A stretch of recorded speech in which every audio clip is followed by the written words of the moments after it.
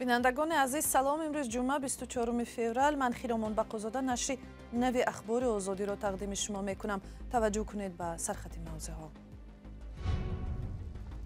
از آغاز تجاوز روسیه به خاک اوکراین یک سال گذشت. جنگی که جان هزاران نفر را گرفت و میلیون ها نفر را به خانه و سرگردان کرد. اتحاد اروپا می‌خواهد با تاجیکستان همکاری‌های فراگیر برپا کند تا رشد تجارت و اقتصاد و رعایت حقوق انسان در اولویت آن باشند. این نه تنها ابزار تجارتی بلکه یک ابزار سیاسی هم هست که بخش‌های حقوق بشر، حقوق کارگر و قاعده‌های محیط زیست و دیگرها را در بر می‌گیرد. پرورش میوه و سبزیجات در زمستان سرد با استفاده از اصولهای نو کشاورزان ناحیه جامع راه‌های نوی زراعت پروری را تجربه می‌کنند. همین تکنولوژی اگر نگذاریم، اگر در این وقت معاصر زمانه ما محصولات بروقتی به دست آورده نمی‌توانیم. امروز از هجوم بی‌دلیل روسیه به خاک اوکراین یک سال پر شد. منقدان میگویند امید پرزیدنت روسیه ولادیمیر پوتین به اطرافیانش به اینکه در چند هفته میتوانند اوکراین را اشغال کنند برباد رفت و یک سال بعد هم ارتش روسیه در مقابل نیروی متحده اوکراین قرار دارد. جنگ تو امروز باعث تلفات عظیم جانی از هر دو طرف گردیده میلیون ها اوکراینی را بیخانه و سرگردان کرده است. شهلا گل خوجه گزارش میدهد. امروز اولین سالگرد تجاوز روسیه به خاک اوکراین با برخوردهای وزنین در شرق و غرب این کشور ادامه یافت. صرف نظر از سفربری ذخیره‌های بزرگ جنگی و انسانی در یک سال گذشته، مسکو نتوانست عزم اوکراین را برهم زند. پرزیدنت اوکراین ولودیمیر زلنسکی در پیامش که در شبکه‌های اجتماعی پخش شد گفت 24 فوریه مردم اوکراین نه پرچم سفید تسلیم بلکه پرچم کبود و زرد اوکراین را بالا برداشت.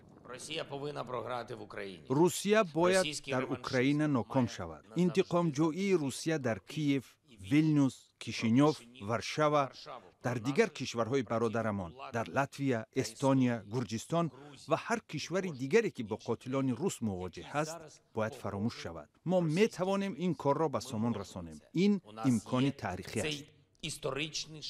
انتظار می رود که امروز زلنسکی درباره اولین سالگرد جنگ تفصیلات خواهد داد. در همین حال روز جمعه حمله های گسترده روسیه به شهرهای شرقی دونتسک، کوپیانسک، لیمان، آفدییوکا و شخترسک اوکراین به قید گرفته شد. 24 فوریه در یک عده ممالک اروپا و قره‌های دیگر جهان از جمله شهرهای سیدنی، برلین و کوپنهاگن گردیماهی همدلی به مردم اوکراین دایر شد.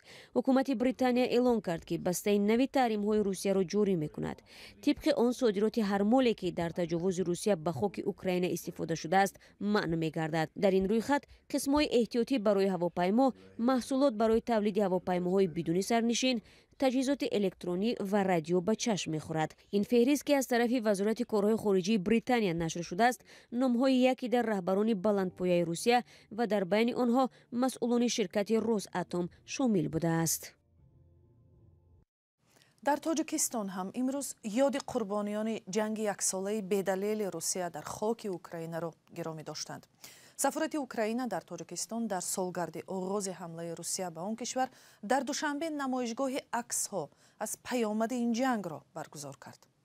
در نمایشگاه نمایندگان دیپلماتی خارجی مقیم دوشنبه و شهروندان اوکراین شرکت داشتند.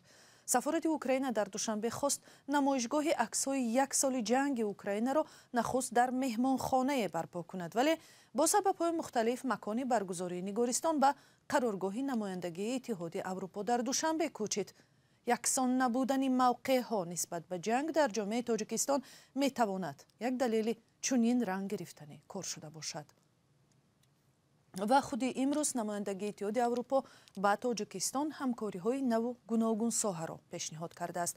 این همکاری‌ها با قول دیپلمات‌های اروپایی نظر به سازشنامه کنونی خیلی گوناگون جبهه میباشد. ساحه‌های معارف و ورزش و فرهنگ و تجارت را در بر میگیرد و این زمان تقاضا میکند که حقوق انسان رعایت شود. علیشیر ظریفی و شهلای عبدالله جزئیات این صحبت‌ها را خلاصه میکنند. نخستین مذاکره دایر به سازشنامه نوی شریکی گسترده و همکاری میان اتحاد اروپا و تاجیکستان در دوشنبه شروع گردید. نمایندگان اتحادیه اروپا بعد از ملاقات و گفت‌وشنید با جانب تاجیکستان در حضور خبرنگاران به اهمیت این سازشنامه تاکید کردند.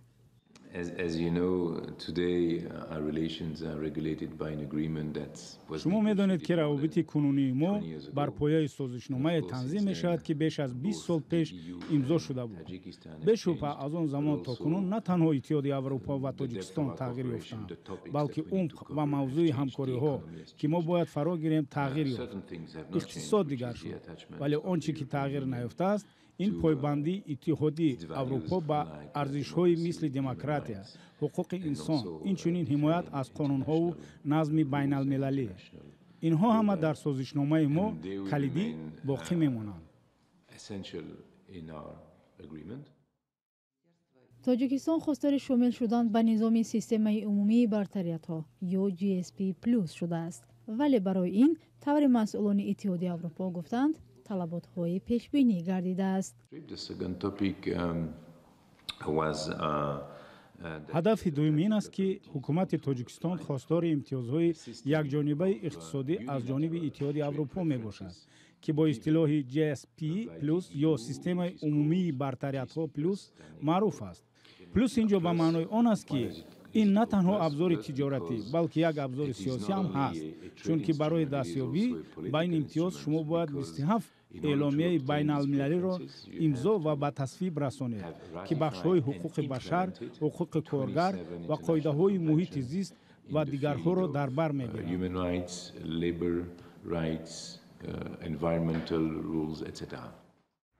آغاز گفت‌وشنید یا مذاکره برای اطراف سازشنامه نو در حالی است که اتحادیه اروپا که یکی از سرمایه‌گذاران اصلی تاجیکستان به حساب می‌رود و به کشور صدها میلیون یورو کمک کرده است، برای بی‌اعتنایی به حقوق انسان در تاجیکستان تنقید می‌شنود. نمایندگان سازمان می‌گویند مسئله رعایت حقوق انسان در سازشنامه نو نیز در مرکز توجه آنها قرار دارد. طور من پیشتر هم گفتم، ولی شاید حالا باید دقیق‌تر گویم که حقوق انسان یکی از دو جزء مرکزی این سازشنامه خواهد بود. شرط مرکزی این است که در صورت ویران کردن موافقه‌ها سازشنامه بیکار می‌شود و این امتیازهایی که ما داده‌ایم می‌توانند لغو شوند. بلاروس یک نمونه آن است.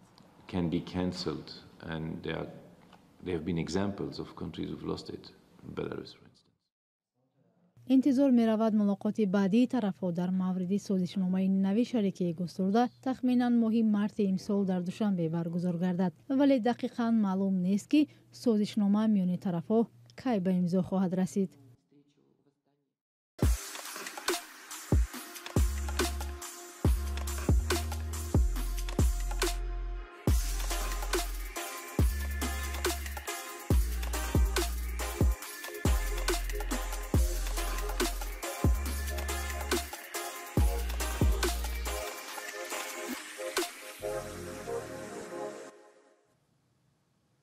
و حالا یک گزارش از منفعت همکاری‌های بین‌المللی تاجیکستان. در ناحیه عبدالرحمن جامی ولایت ختلان ده‌ها کشاورز با استفاده از اصول‌های نوی کشت و کار شروع کرده است که اجازه می‌دهد در موسم زمستان هم مردم میوه و سبزیجات داشته باشند که اکثرا در تابستان فروخته می‌شوند. با کشاورزان تاجیک با ابزار و وسایل نوی زراعت پروری یوساید آژانس رشد بین‌المللی آمریکا کمک کرده است. گزارش را محمد وفا رضازاده تقدیم می‌کند.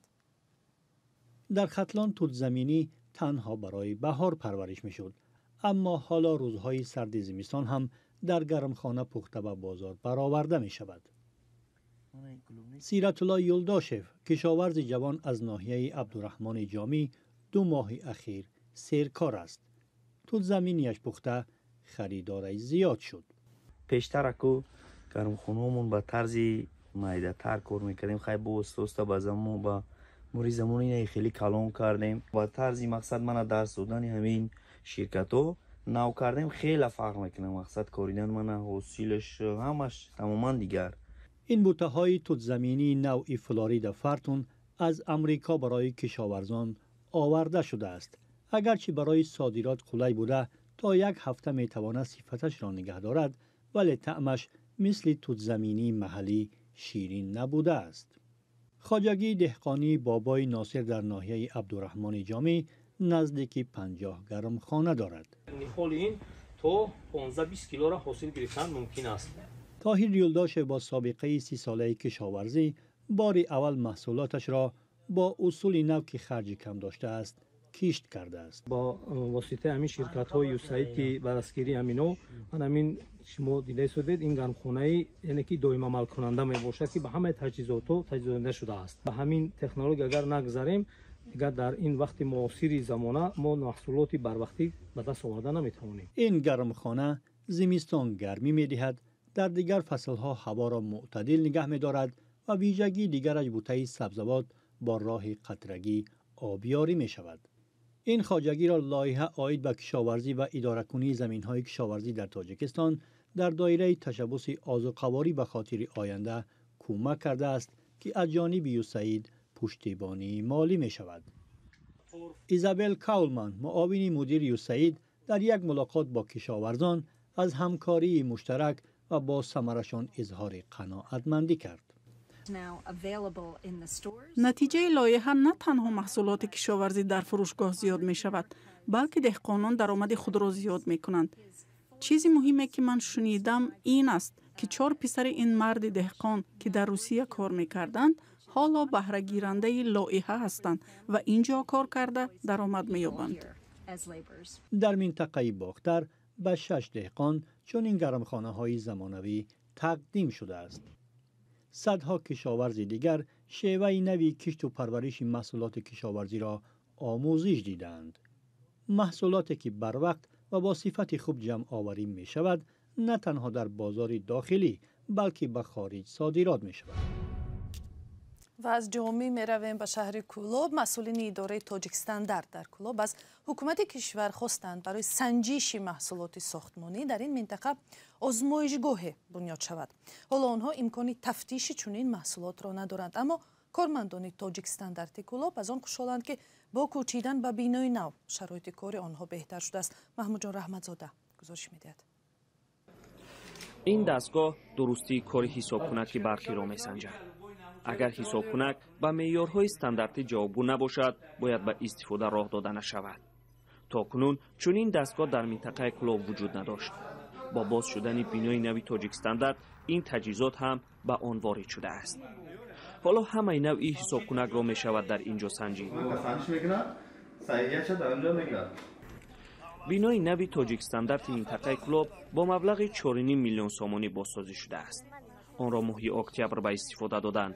تا آمدن به بینای نو کارمندان این نهاد اجاره نشین بودند. کارمندان تاجیکستان به بینای نو با 35 تجهیزات معاصر وارد شده اند.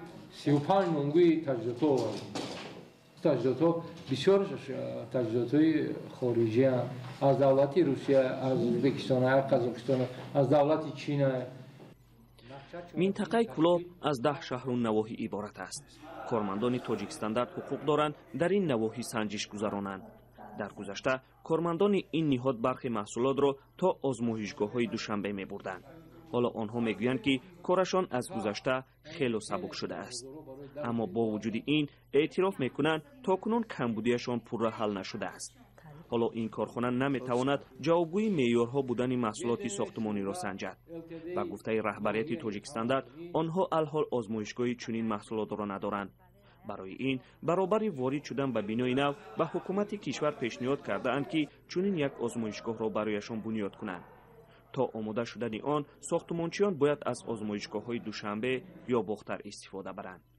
محمود جان رحمتزاده، آزادی، کولوب. برنامه در همین جا به پایان میرسد، ولی نشر خبرها با عکس و ویدیو هر ساعت در وبسایت azadi.org و در صحیفه های رادیو آزادی در فیسبوک و اینستاگرام، توییتر و تیک تاک و تلگرام و ادناکلاسنیک ادامه دارد. خدا نگهبان شما.